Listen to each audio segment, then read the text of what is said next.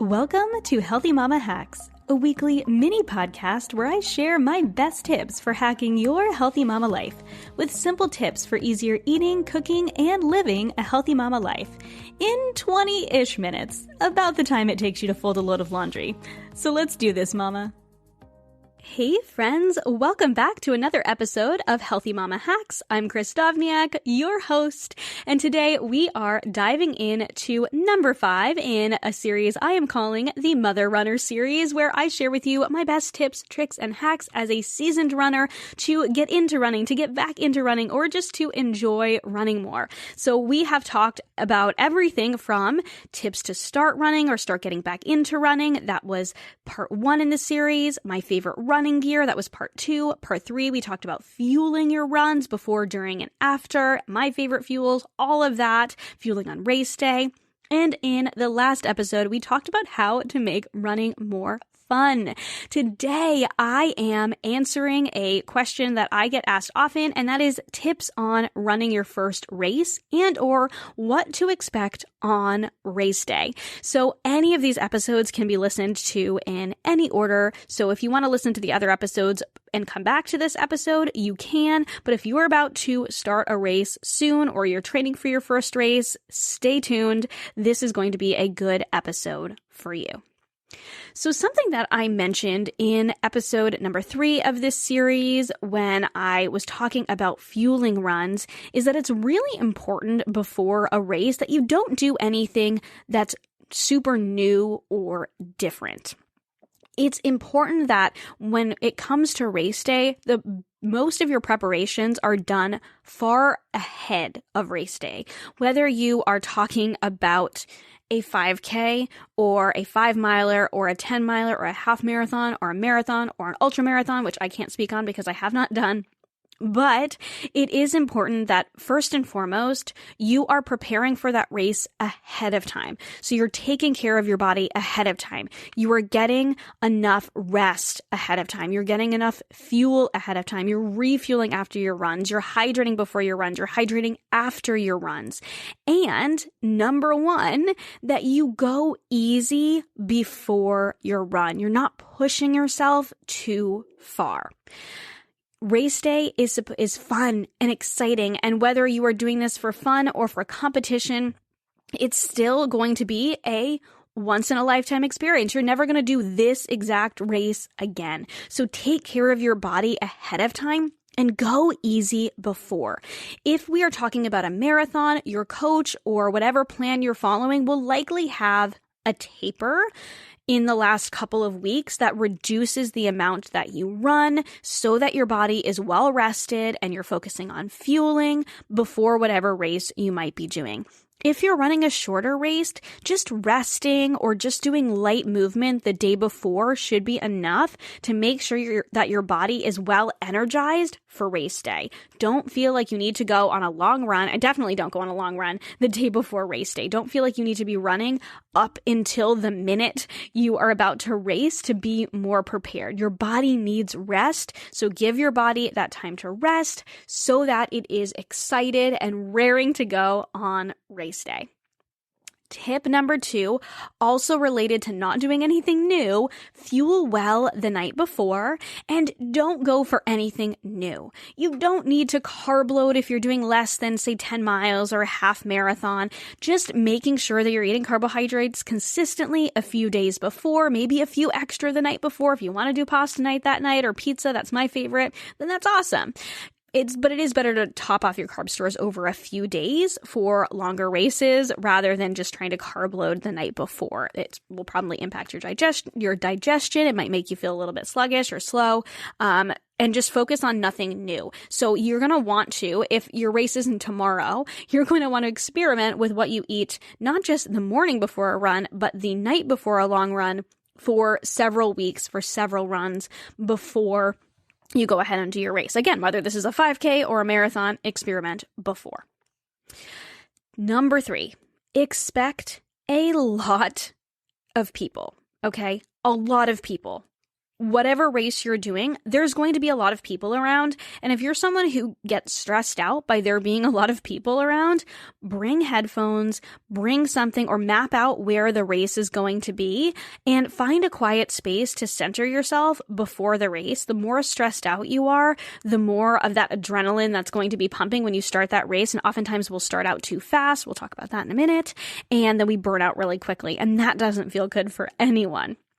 So if people stress you out, bring headphones, find a place where you can maybe go for a quick walk and just kind of relax before the race. Prepare based on what feels good for you. If you like a lot of people, if you like a lot of energy, if you like, maybe you're racing with several other people, then that's awesome. But expect that it's going to be a little bit crazy on race day.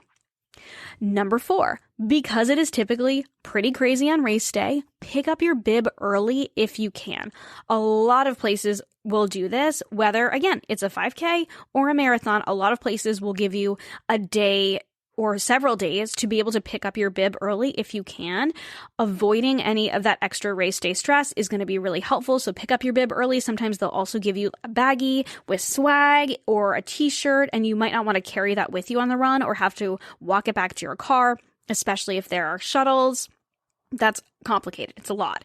So there are oftentimes places where you can store your things too. Sometimes there's lockers, but oftentimes you have to pay for those. So if you don't want to do that, then pick up your bib early so you can have just that with you, your bib and your pins, and you can just keep everything else where it feels good to you ahead of time.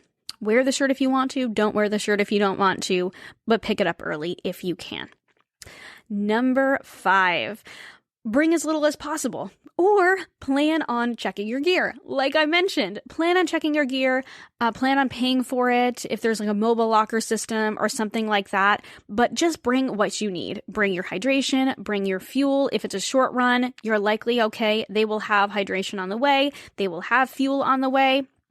So you might not need any. If you want to bring a snack with you ahead of time or water to have ahead of time, a couple of the things that I bring with me for longer runs, if it is in the morning and you plan on it being cooler, I bring a throwaway sweatshirt. So I will get like a $12 sweatshirt from Walmart. I don't care about throwing away. I will wear it right up until just to keep myself warm. Keeping your muscles warm is helpful. Sometimes people do this with sweatpants too, and I will toss it. I've seen a lot of places, and oh my gosh, I hope more places, more runs do this, have a bag to actually throw them into so that you can just donate it, other than just throwing it in the trash. I don't like throwing things in the trash. If I can donate it, but more often than not, it's just tossing it before I go. It's one of those self-care type things that just, keep yourself warm. I will also bring some sort of a snack before and a disposable water bottle. Again, I don't usually use disposable water bottles, but in this case, it works out because I can toss it in the recycling before I go on my run, but I'm making sure I'm hydrating and I'm fueling before. Number 6, map out the stops or bring what you want with you. So don't expect the people at the race to have what you need. A lot of races will tell you this stop will have bananas and goos or whatever it is. This spot will have water and Gatorade. Map out the stops and remember, especially if it's a longer run, or even if it's a shorter run, you're the one who's been training, you're the one who's been experimenting with what feels good. If you're planning on fueling during your run, you don't have to expect that they will have fuel when you need it. So carrying something with you, again, I just mentioned what I carry with me before, but I do also carry fuel with me for my race because I want to have the fuels that feel good in my body and I want to have them when I want them. I want the water when I want it. I want my liquid IV when I want it. I want my honey stingers or my energy blocks with me when I want them. Don't be afraid to bring things with you to take care of yourself. So map out where they have stops. If it seems to align where you have stopped or where you have taken fuel or water or whatever it might be on your runs, then you're probably fine. But make sure that you have things with you if not. Number 7. Again, with the don't do anything new. That's your mantra, okay? Don't wear new shoes. Please don't wear new shoes. Oh my gosh, break those shoes in. And also don't wear new clothes. Wear the ones that you like the most, that feel the best on you when you are running. And don't forget about the thigh rescue. Okay, just don't forget about it. Wear the clothes that are more comfortable, that are most comfortable to you, that have been most comfortable on whatever your longest runs have been. check the weather, see if you need to bring something like a poncho with you, if it's going to be raining, if you want to, or you're just going to be comfortable running in the rain. Make sure that you're checking the weather if it's unseasonably cold or warm. I like to experiment with different types of outfits, like I mentioned when I mentioned my running gear, so that I'm kind of prepared for whatever the weather might be on race day. I've tried out several different outfits, and I can choose my favorite from those different categories based on what the weather might be. Number 8, get everything ready the night before. So the night before, I like to bring I like to bring some sort of little bag with me where I have my water, I have my snack, I have any of my fuel with me, I have that sweatshirt I mentioned, just my bib, my pins, I have all those things with me, and I get all that ready before. I get my hydration that I'm going to have before, I get my breakfast I'm going to have before, usually oatmeal, I get that all ready to go, and I put it all near the door. So I'm ready to go. So I can wake up in the morning, I can have whatever drink I'm going to have, I can drink my water, I can have my food, and then I can get on the road. Because this is important. First of all, it's going to reduce stress and avoid you scrambling in the morning. As least stressed as we can be on race day, the better. But it's also going to help you with number 9, and that is to get there early. Earlier than you think. You know, when they're like, the race starts at 7, but you're going to want to get there at 5. Get there at 4:45. Get there early. There's going to be a lot of people there. Guaranteed, even if it's a small run, it's going to feel like a lot, especially if you have to pick up your bib, if you have to store your belongings, whatever it might be. The earlier you're there, the more prepared you'll feel. I promise. And I am not someone who gets everywhere early. Like, my friends know that I'm pretty notorious for being 5 minutes late everywhere. And it's something I'm working on. It's not my best character trait. However, it is important to be there early, and this is one time that I will definitely be there early because you can just chill out. Sometimes I'll bring a magazine with me that I will pass on to somebody else. I don't typically read magazines, but it's fun to bring a magazine with me. I will have a playlist that's specifically for pumping me up before the race, and that's something that, well, we'll talk about that in a minute, I guess. And those are the type of things that I'll bring with me to kind of occupy myself if I'm not running with someone else, which I do like 50% of the time. But if I'm there by myself, I'll bring things to occupy myself. But being there early will reduce that stress of actually making it to the race. Number 10 is to warm up. You probably knew this, right? But warm up lightly. You don't need to do intense calisthenics or, run an entire 5 miles before you run your marathon. I mean, you do you. If you're a professional runner, I'm not here to tell you what to do, but I like to walk. I like to do some very light stretching after I walk, okay? Warming up your muscles a little bit before. You're not going to waste all your energy unless you are planning on doing sprints or something like that before. So doing a little bit of movement to warm up your body will help you when you start off the race. Just do it lightly. Don't do anything where you might pull a muscle or burn yourself out too fast. Number 11, get pumped up. Create an awesome playlist or choose a mantra when things get tough. You guys probably know mine if you follow me over on Instagram. It's 1 mile at a time. 1 mile at a time. When the miles are tough and I am doing a 15-mile run and mile 11 is hard and I know I still have 4 more to go, 1 mile at a time. And I just envision myself 1 mile at a time. Oh, I'm just going to do 1 more mile. I've just got to do 1 more mile. I've just got to do 1 more mile. And eventually I've done them and the race or the run is over, right? So whatever mantra feels good for you when something gets tough on the run, again, this applies if you're running 3.1 miles or 26.2. So find a mantra, create an awesome playlist. I linked my playlist in the last episode. I love a good playlist. My playlists are very eclectic and very fun.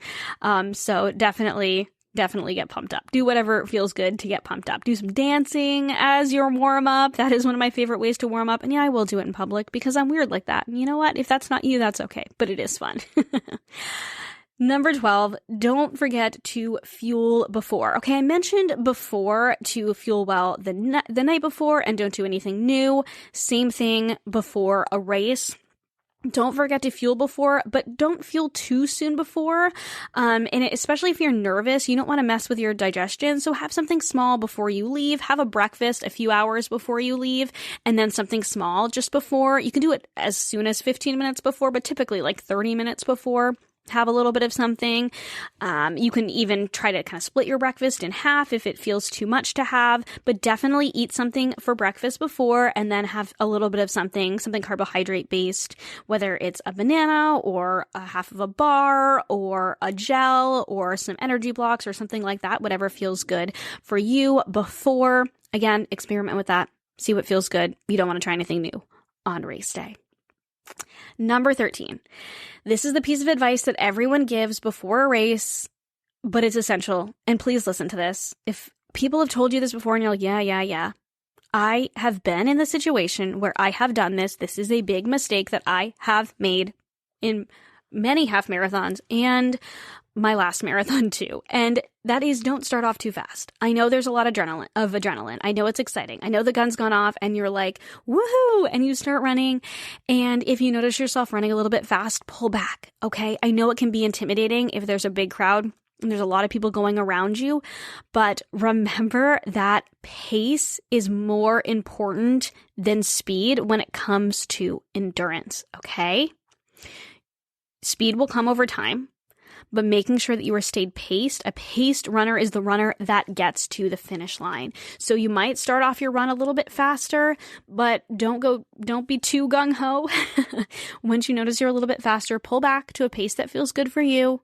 Okay, whether that is just, okay, I can actually have a conversation. Maybe, it's a little breathy, but I can still have a conversation. Or maybe it's looking at your running watch and go, holy cannoli, I was running a minute faster than I know feels good for me, and I need to go for 5 miles or whatever it might be.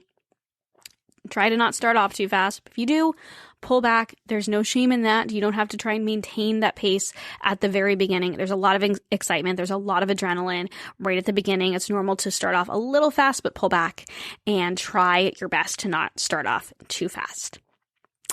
Number 14, sip water throughout. Sip. Don't guzzle. Just take my word for it. It doesn't feel good. Sloshing in your stomach, digestive issues, just sip water throughout. Make sure you're hydrating, but sip it little by little is going to help to keep you hydrated. If you're doing something longer, especially if it's hot, it can be helpful to keep kind of a general tally of how much you've drank just to make sure you're drinking enough. I gave recommendations on that in part 3 of this series when I talked about fueling. But definitely make sure you're sipping water throughout. Do not skip this. And definitely add electrolytes as well, especially if you're doing anything longer than like an hour or it's hot. Number 15, don't stop. I'm just kidding. Don't not stop during, wait, that didn't make any sense.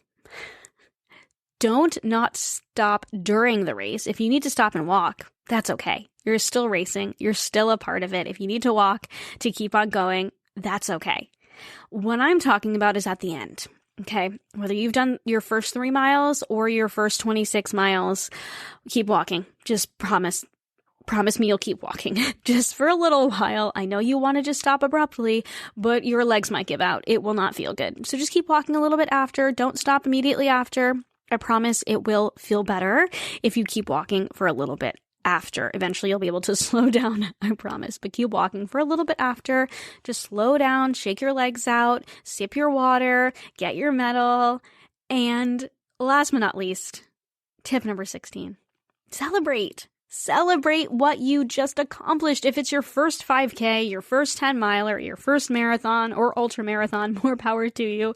Whatever it is, celebrate in whatever way feels good for you. Of course, I like to celebrate with food and then a good rest after. And a couple days after, a massage. But I like to celebrate, like I mentioned in the fueling episode, with a burger, some fries, and a beer. That's my favorite thing. And then the rest of the afternoon, I just rest. And I'm talking about after, like a 10 miler, a half marathon, or a marathon. But if it's your first time doing a 5K, it might feel like I do after I do a marathon. It's a lot. I mean, you have worked hard and you have trained for this. And if you are like, exhausted after, that's okay, and that's normal. It takes your body time to recover from any sort of effort, including something like a 5K. So don't discount resting after, and don't forget to celebrate whatever you accomplished. Hang those medals where you can see them. Feel proud by your accomplishment. I'm looking at my 2 marathon medals right now. They are hanging off of the shelves next to my desk here. I have a bookshelf and my marathon medals are up there. I'm still finding a place to put my other medals. But those sit up there just to remind me that I can do hard things. I've done them before and I'll do them again. And so can you. I hope you loved this series, friends. I hope this was helpful. I know that this is not like an exhaustive series of everything you need to know to run. I'm not an expert, again, on running. I'm just a seasoned runner with some knowledge on exercise and nutrition and all of those things. So I do have a background in this, but I certainly don't consider myself the foremost expert. I'm just a runner who loves to run, and I hope that this series was helpful for you. I would love to hear how it's helped you. I would love to see pictures from your runs and your races. If any of this has helped you, find me over on Instagram at Healthy Mama Chris. If you don't have Instagram, you can reach out to me via email. I am just excited to share all this information with you, and I hope that it inspires you to get out and go for a run, whether it's one or it's training for something. If you're listening to this, you're likely at least thinking about training for something. So I want to wish you well, good luck within your training, and reach out if you have any questions. I'm happy to share with you my experiences, my advice. I'll always tell you if I don't know the answer to something. Again, I don't claim to be an expert, but I am a seasoned runner and I love it. And I hope to inspire a love of running in others as well. So again, I hope you loved this series. Happy running. I will catch you in the next episode. Thank you so much for listening to this episode of the Healthy Balanced Mama podcast. If you loved it, would you take a screenshot and share it with a friend over on Instagram and tag me in it? It helps me so much to know what you love and are taking away from each episode. If you really loved it, would you hop over to iTunes and give me a star rating and review? Every rating and review helps this podcast be seen and heard by more women who need to hear the message of balance and wellness without deprivation. It's the best free gift you could give me. And as a reminder, the information and opinions on this podcast are meant for education and inspiration only and are not to be taken as medical advice, diagnosis, or treatment. Please consult with a trusted practitioner before making any changes. Have a beautiful day, friend, and I'll see you in the next episode.